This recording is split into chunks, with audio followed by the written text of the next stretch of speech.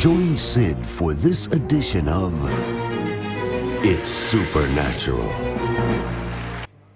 Le rabbin Jonathan a raconté sa rencontre avec les faux dieux ou esprits en Inde. Mais il a eu d'autres rencontres dans d'autres pays. J'ai presque du mal à y croire. Je dois vous demander ceci.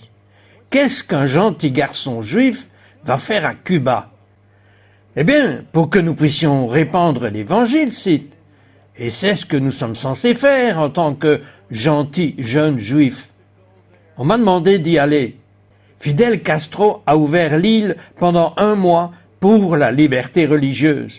Et les croyants ont dit « Venez, venez, nous avons besoin d'un juif. Ouvrez-vous » 1 mois. Ils ont ouvert, tout simplement merveilleux. Très bien. Alors, qu'avez-vous fait pendant ce temps-là? J'ai ouvert l'île en faisant retentir le chauffard.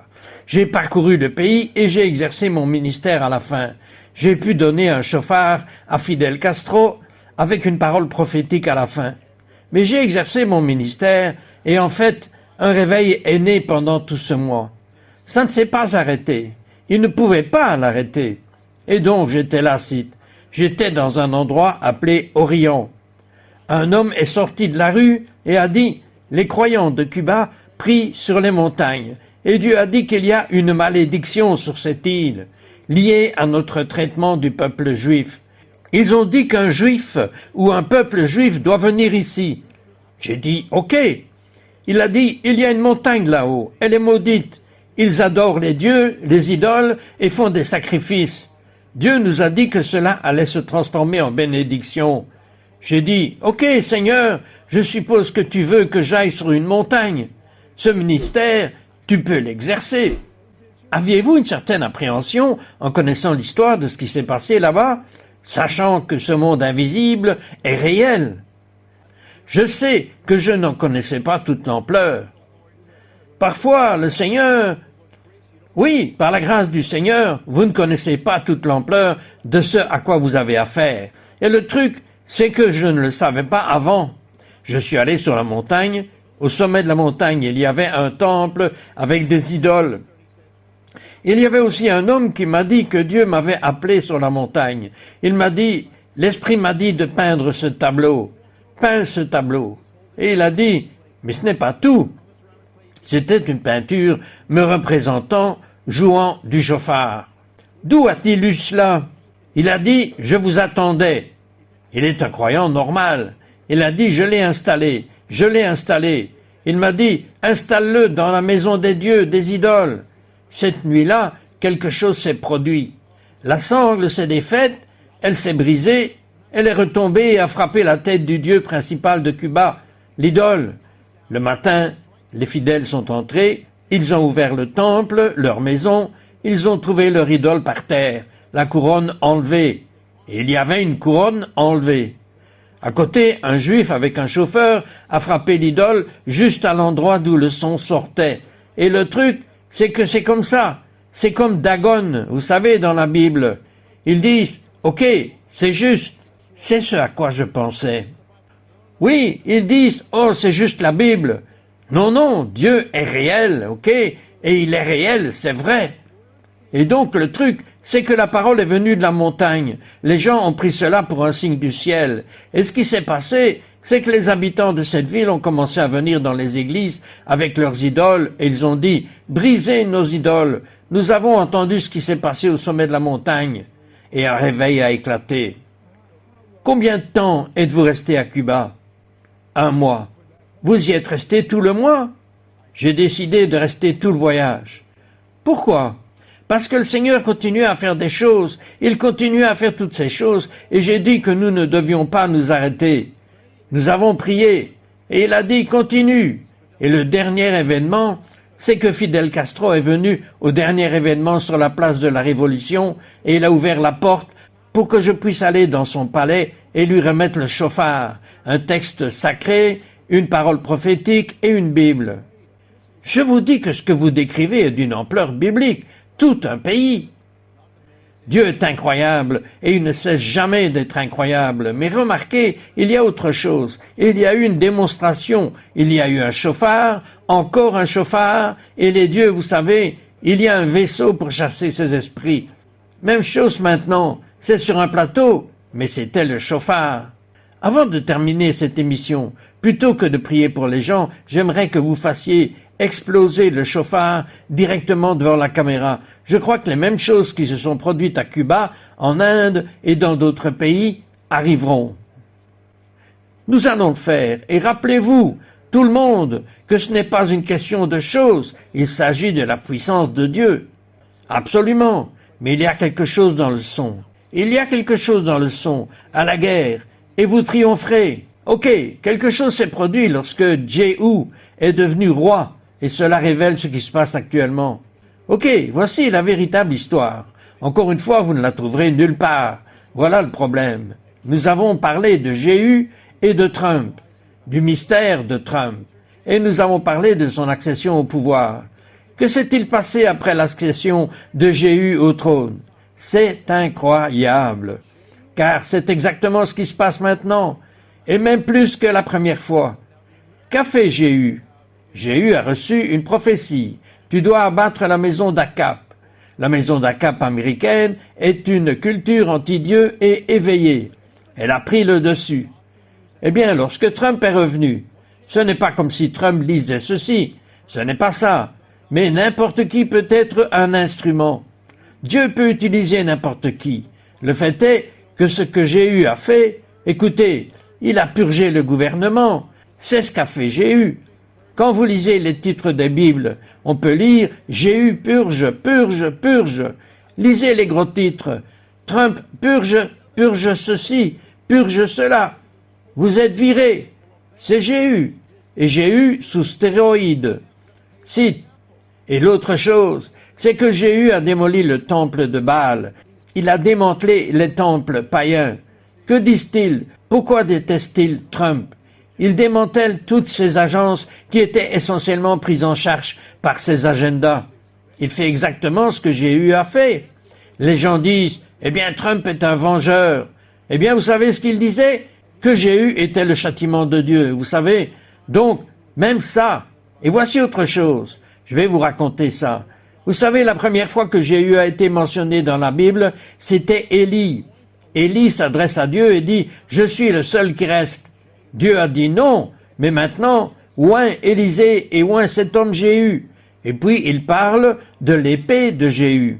Cite le soir de l'investiture. Trump est allé à l'un des bals d'investiture. Vous savez ce qu'on lui a donné? On lui a donné une épée. Il a pris l'épée. Il a commencé à l'agiter, à danser avec.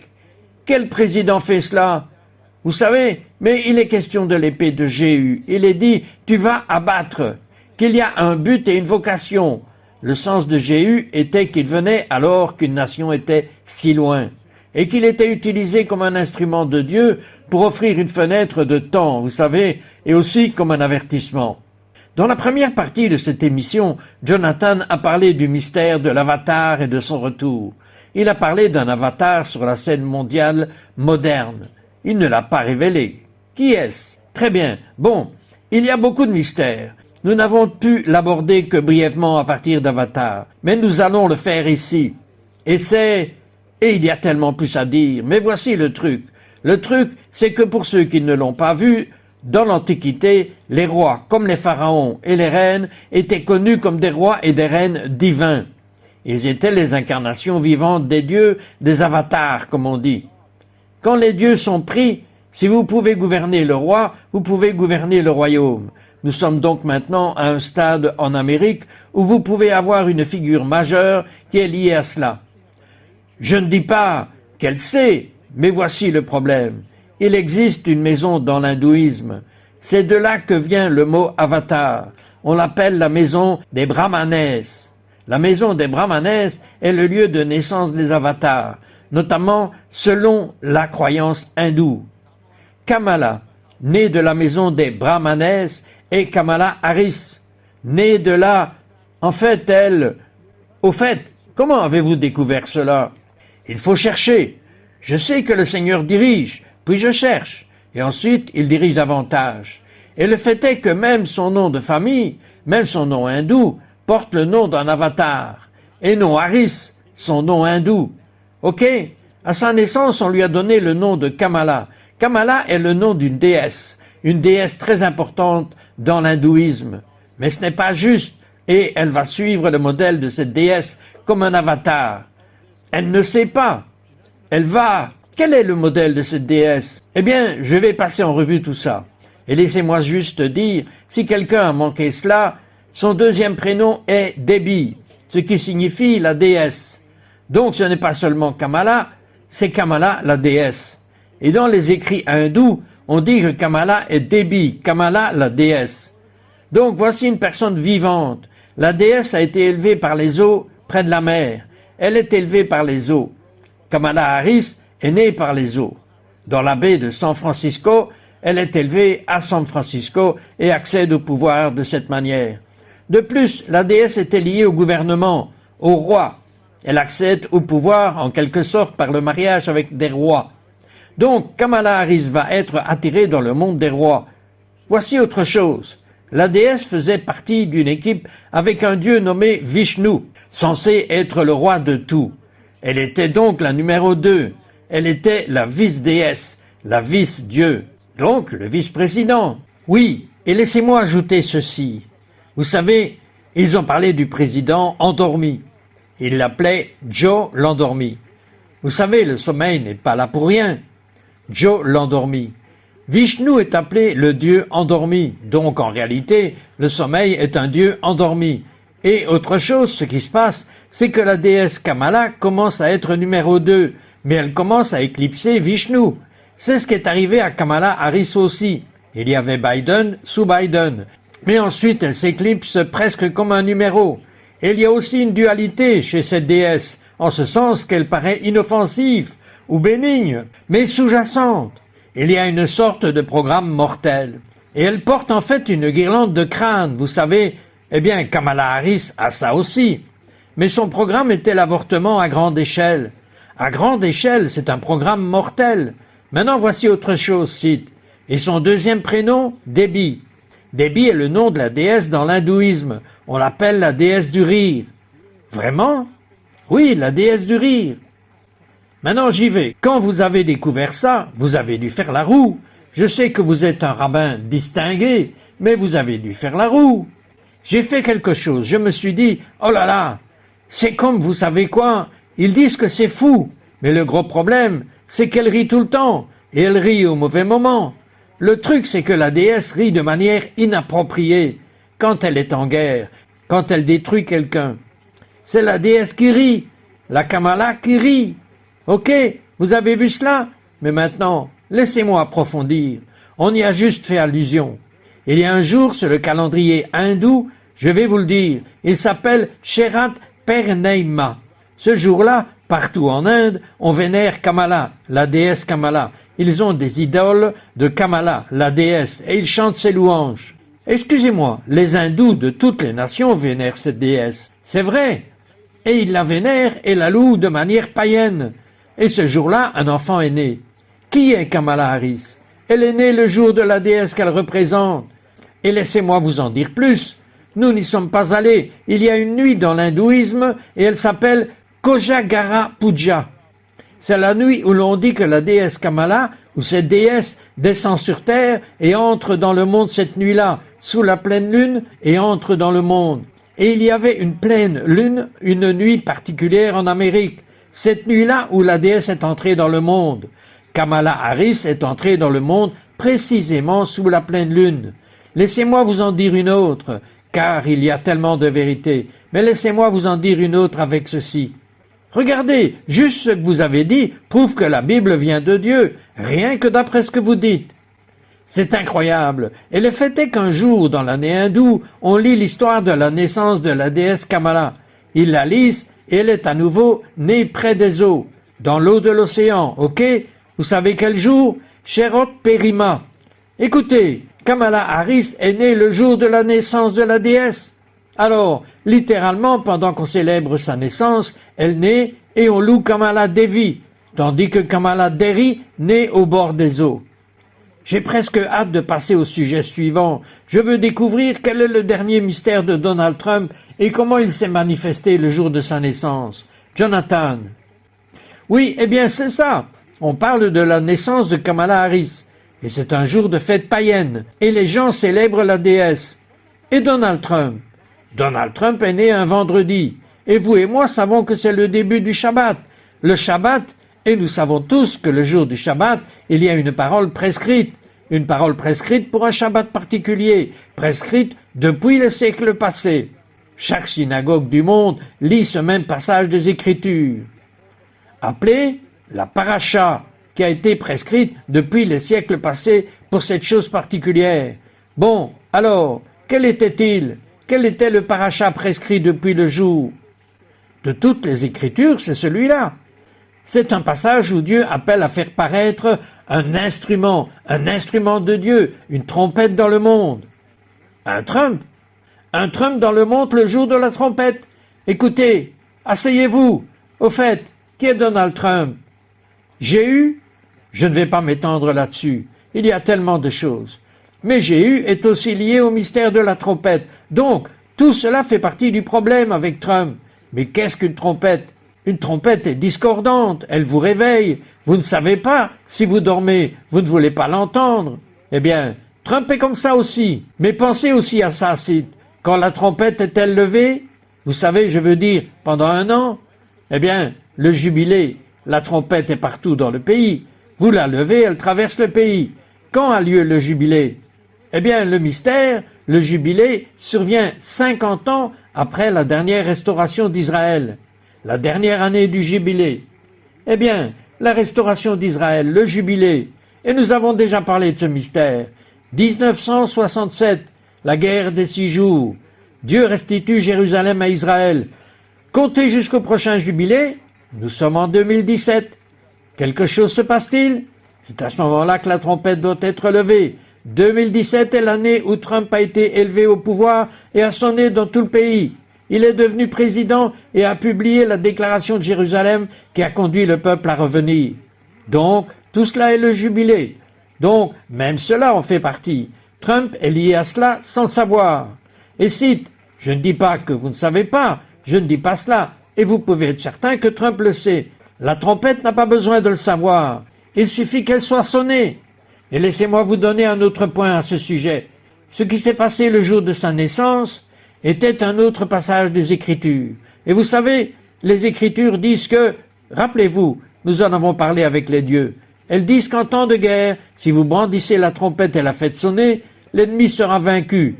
Je vous ai dit, et nous en avons parlé, que dans la tradition juive, l'ennemi doit fuir.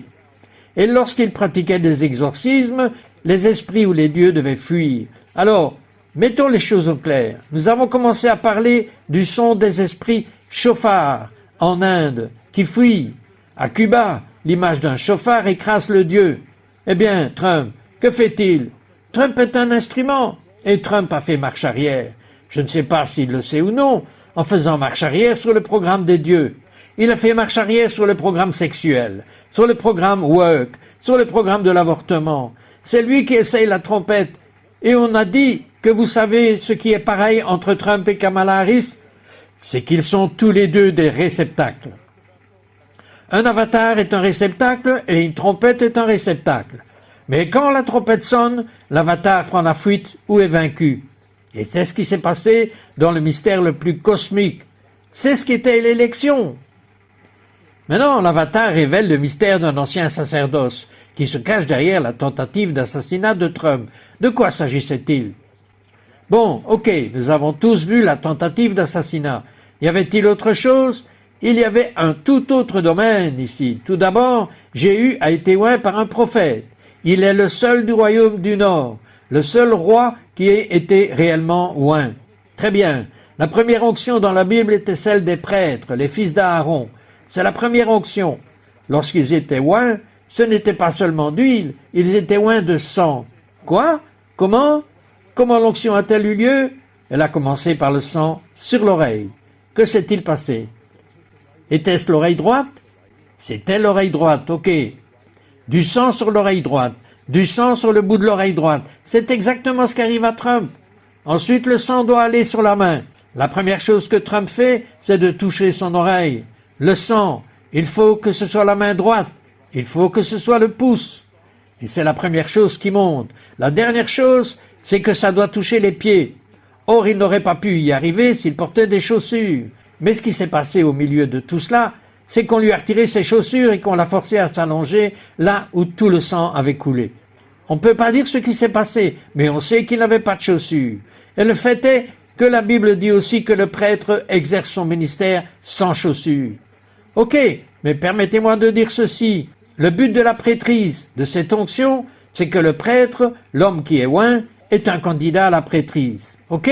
Trump est donc candidat à la présidence. Ce n'est pas un hasard si cela s'est produit à ce moment-là, car 2 jours plus tard, la convention de nomination a lieu.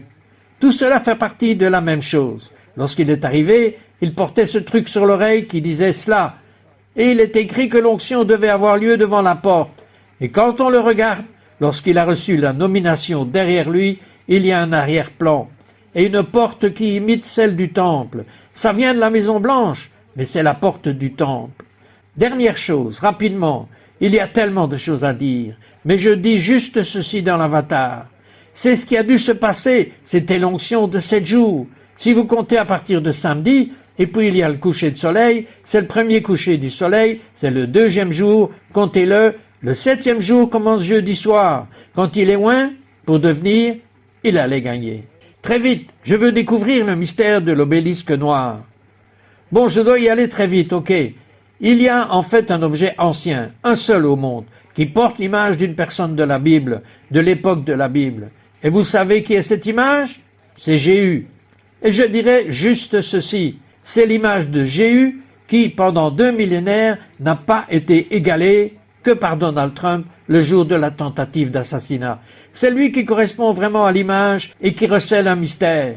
C'est Jéhu qui se prosterne. Ce que nous devons faire maintenant est un mystère. Jonathan, j'aimerais que vous révéliez quel est le moment prophétique et quelle sera la réponse de l'Amérique. Bon, tout le mystère réside dans tout cela. Nous avons une fenêtre de temps en ce moment et Jéhu en faisait partie pour Israël, une chance de rédemption. D'un côté, il est tard, le jugement. De l'autre, Dieu a donné une fenêtre pour le réveil et c'est là où nous en sommes. Si nous ne pouvons pas simplement expulser les dieux, nous sommes témoins de quelque chose. Mais nous ne pouvons pas simplement le vider. Il faut que la puissance, la gloire et la présence de Dieu entrent en nous. Seul ce réveil sauvera l'Amérique. Si nous changeons simplement le gouvernement, nous ne changeons pas le peuple. Le peuple renversera le gouvernement. Nous devons donc prier comme jamais auparavant pour le réveil, pour la puissance de Dieu, pour la gloire de Dieu dans nos vies, dans cette culture et dans ce monde. Nous avons une chance, nous devons la saisir. C'est le moment le plus crucial. C'est de cela qu'il s'agit. Avant de terminer cette émission, plutôt que de prier pour les gens, j'aimerais que vous souffliez le chauffard directement dans la caméra.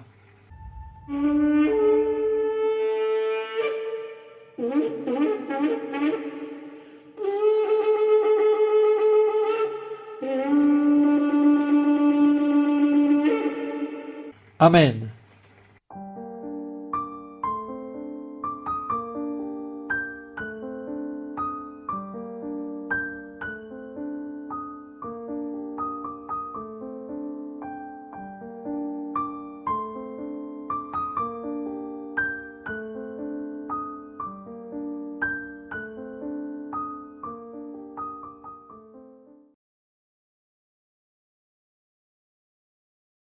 No, yeah.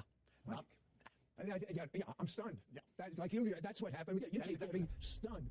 Is there a connection between Kamala laughing and a mythological goddess? Be right back.